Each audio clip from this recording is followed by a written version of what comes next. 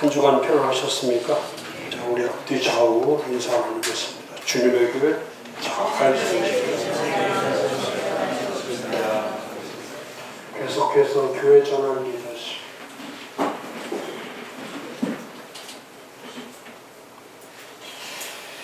이 전환이라고 트랜지션이라는 전환은 올해만 하는 게 아니고 전환은 계속 할 겁니다. 2026년에도 할 거고 2027년에도 할 거고. 전환시킨다는 것은 포맷 자체를 바꾸는 거죠. 다시 만드는 겁니다.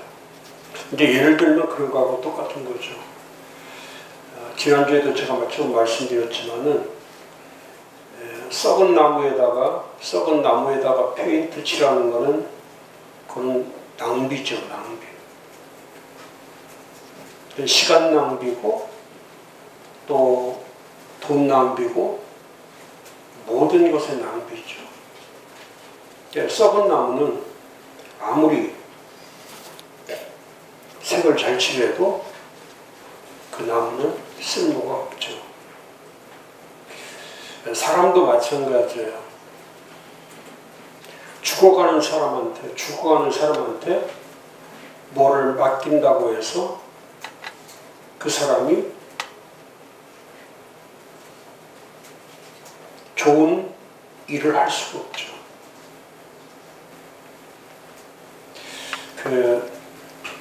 제가 내년부터 2026년에부터 27년이죠. 26년 횟수로는 제가 연구소 한 지가 올해가 만 26년인데 내년부터는 제가 남아있는 저는 앞으로 제가 사역 기간을 딱 7년으로 보는데 7년. 그러니까 7년은 현장에서 지금처럼 사역을 해야 되겠다는 그런 의식을 가지고 제 사역을 준비하고 있습니다. 근데 앞으로 내년부터 남아있는 이 7년 사역은 그동안 제가 해왔던 사역의 연장선으로 가는 게 아니라 그 연구소 포맷을 완전히 바꿔야 되겠다. 완전히 바꾸어서 지금 하는 제가 이렇게 책을 만드는 저런 스타일의 책을 만드는 게 아니고 또 지금 하고 있는 이런 목회 매뉴얼을 만드는 게 아니고 이 매뉴얼들은 목사님들이 스터디할 때 필요한 매뉴얼이지만은 이걸 혼자서 공부한다는 것은 거의 불가능해요. 그리고 혼자 해도 이 책의 내용들이 그렇게 쉽게 이해력이 되지를 않죠. 왜냐하면 제가 이 책을 만들 때에 전부 다 많이 압축시키기 때문에 그 단어들이 다 이렇게 연계가 되어 있는 거예요. 그러니까 잘못하면은 단어 자체도 이해할 수 없는 것들이 수없이 많죠. 제가 전환이라고 작년부터 제가 전환이라는 이 단어를 많이 쓰니까 여러 세미나 하는데 주제도 보니까 이 전환이라는 단어를 많이들 쓰는데 그 전환에 제가 쓰는 이 트랜지션의 의미는 교회의 총체적 변화를 얘기하는 거예요. 교회의 총체적 변화. 이건 어떤 아이디어를 말하는 게 아니고 또 정보를 말하는 게 아니고 어떤 프로그램을 말하는 게 아니고 그거와 똑같은 거예요.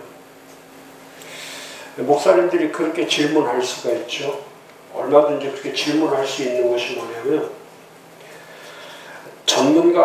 목회 전문가한테 찾아가서 이렇게 상담을 받을 수가 있죠. 어떻게 하면 우리 교회가 부흥할 수 있겠습니까? 어떻게 하면 우리 교회가 잘 성장할 수 있겠습니까? 우리 교인들에게 알맞는 그 프로그램은 어떤 것이 있겠습니까? 뭐를 가르쳐야 우리 교회가 달라지겠습니까?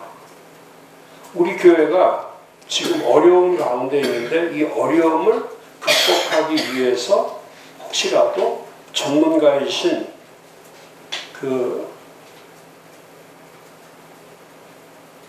의사께서 치료할 수 있는 그 치료제가 무엇이 있겠습니까? 이렇게 질문할 수가 있는 거예요. 그런데 문제는 어디에 있냐면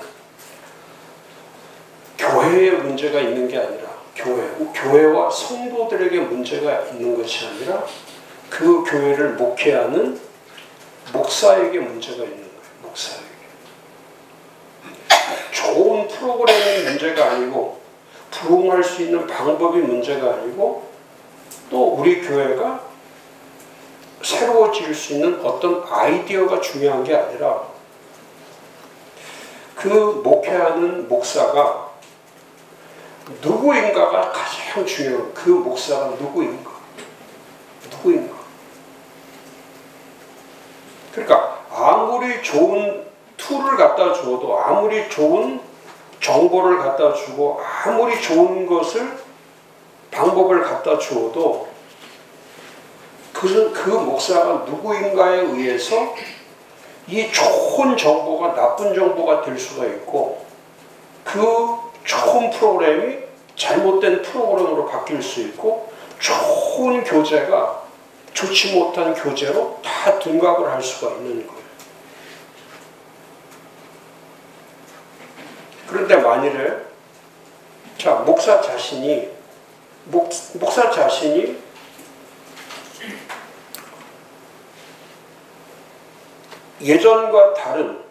완전히 예전과 다른 전환의 시대를 맞이해가지고 이 목사가 그동안 해왔던 목회에서 그동안 살아왔던 그 삶에서 그동안 살아왔던 그 영성에서 그 영성이 바뀌고 그 마음이 바뀌고 그 삶이 바뀌어가지고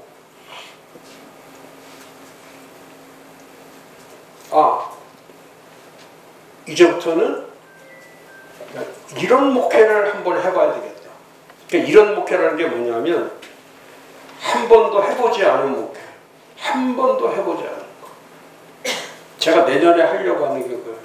제가 지금까지 한 번도 해보지 않은 이걸 한번 해보자. 한 번도 해보지 않는 걸 한번 해보자. 그 다음에 나 혼자서 할 수 없는 일을 한번 해보자. 내가 할 수 있는 일을 하는 것이 아니라 내가 할 수 없는 일, 이것을 하면 분명히 실패할 거다. 그 실패하는 일을 한번 해보자. 실패하는 거. 성공하는 일을 하는 게 아니고 그동안에 제가 성공하는 일을 쫓아왔다면 이제는 실패할 것이 분명한 일을 한번 해보자. 왜? 그래야 하나님이 도와주십니다. 내가 생각할 때 성공하는 일을 할 때는 하나님이 도울 필요가 하나도 없죠. 제 머릿속에서 이미 성공이라는 이 프레임으로 짜있어. 이 틀을 가지고 이거 하면 성공해 하는 그 틀을 가지고 갈 때는 하나님이 뭐라고 말씀하시냐면 한 번 실컷 해보라는 거야. 너 한 번 실컷 해봐라. 그렇게. 그러면 네가 성공할 수 있는지를 한번 해봐라. 그러니까 성공하겠다고 시작을 하면 그 성공은 실패하는 거예요. 근데 실패하겠다고 시작을 하면 결과는 성공하게 돼 있는 거예요. 그런 거하고 똑같은 거예요. 제가 요즘 마음 먹은 것이 그런 거예요. 열심히 일하자, 바쁘게 일하자, 열심히 일하자, 바쁘게 일하자. 그러니까 열심히 일하고 바쁘게 일하니까 사람이 피곤하고 병들고 지치고 힘들고 잠 못 자고. 그러니까 열심히 일하는데 몸이 안 좋아져. 열심히 일하는데 효과가 없어. 그러면 반대로 해보는 거예요. 그럼 일하지 말자. 일을 아예 하지 말자.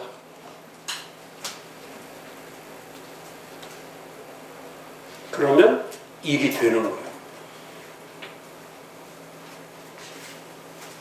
다시 말하면 하나님의 그 원리, 지난주에도 제가 말씀드렸지만은 이 성경의 원리나 하나님의 공식, 하나님의 원리,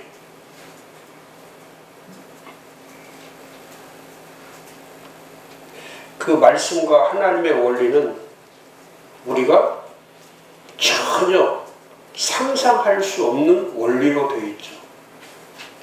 전혀 예측할 수 없는 말씀으로 되어 있는 거예요. 그러니까 이제부터 우리가 내년에 한번 해보려고 하는 것이 그거예요. 지금도 이제 그 매뉴얼을 그렇게 만들고 있는데, 불가능한 일을 한번 해보자. 할 수 없는 일을 한번 해보자. 실패할 수 있는 일을 한번 해보자. 그게 제가 가스워드라고 하는 하나님의 말씀을 가지고 씨름을 하는 거예요. 하나님 말씀을 가지고 씨름. 그래서 그 포맷을 이 설교나 이 훈련이나 이런 포맷 자체를 바꾸자. 그래서 그 지금 하고 있는 이 설교 스타일, 제가 지금 하고 있던 설교 스타일을 이걸 완전히 뜯어 고치자. 이 설교하면 100% 실패한다 하는 설교를 한번 해보자.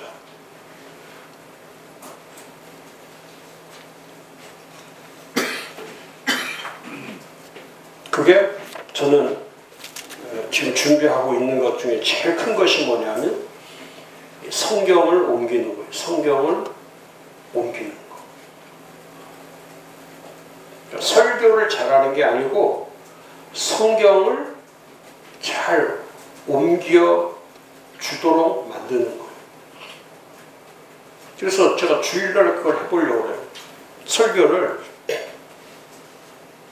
창세기부터 요한계시록까지 내년 1년에 주일날 설교로 한번 실패하죠. 100% 실패. 왜? 창세기 때 요한계시록 이걸 전체를 못하죠. 저는 머리도 없어도 못하고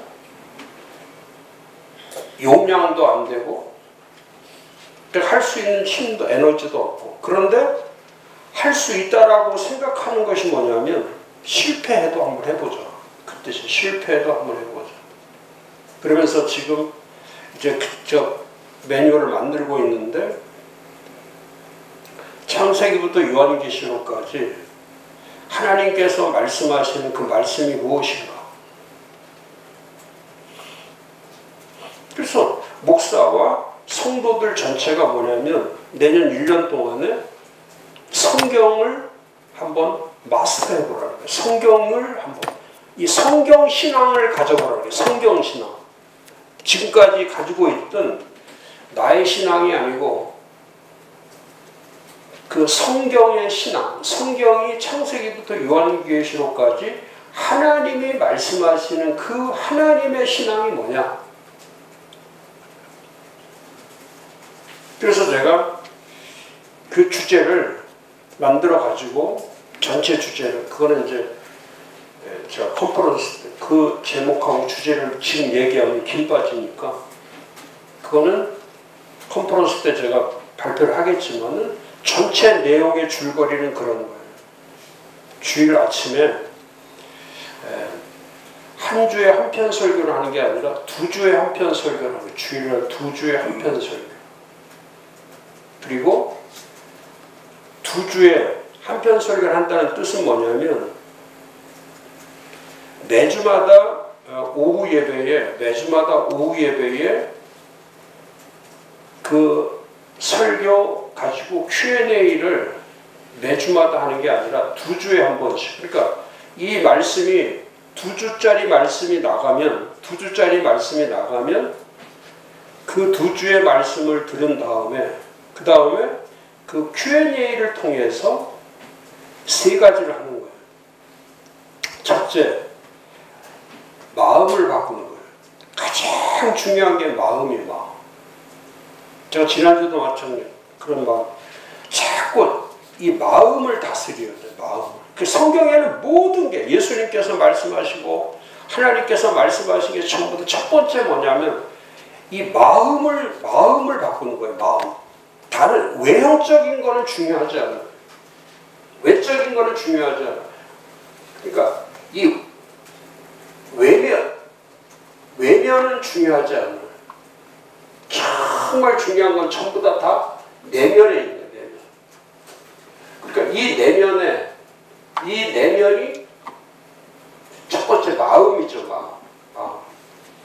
예수님도 말씀하셨다면 말씀을 받을 때 제일 중요한 게 뭐냐면 이 마음을 바꾸고 말씀을 받아요. 내가 이 마음이 그대로 있으면은, 그러니까 내년에 제가 1년 동안에 계속 고치려고 하는 게 뭐냐면 마음을 고치는 거예요. 마음을 뜯어 고치는 거예요. 그러니까 제가 2주 말씀 듣고 그 다음에 본인이 체크하는 게 뭐냐면 지금 내 마음이 얼만큼 바뀌었냐, 내 마음이 지금 얼마나 바뀐 거냐. 그런 말이 있죠. 그 유명한 말이 있어요. 사람이 나이가 40이 되면 얼굴에 책임을 가져야 된다. 얼굴에 책임감이 있어요. 얼굴에 책임을 질 수 있어야 돼. 얼굴에 책임을 져야 된다. 그 얼굴에 책임을 진다는 뜻이 뭐냐면 40살이 되면 이 내면에 있는 이 마음이 그대로 얼굴로 표현이 된다는 거예요. 근데 40살이 됐는데도 얼굴이 사악하고 얼굴이 덕지덕지 욕심, 탐심, 또 그 얼굴에 그 잔인함, 사악함, 완악함, 강팍함, 이런 것들이 얼굴에 그대로 있으면 그 사람은 인생을 잘못 살아요. 왜?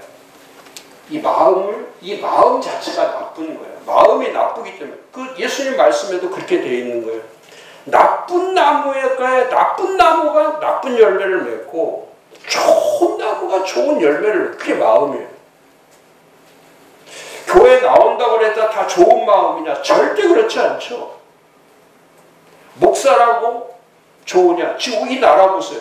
이 나라 대통령부터 시작해서 지금 좀 뭐 자리 있다고 하는 사람 전부 다 얼굴에 제가 보면 그 얼굴을 보면 전부 다 복수심, 증오심, 그 눈을 보면은 그 잔인함, 대통령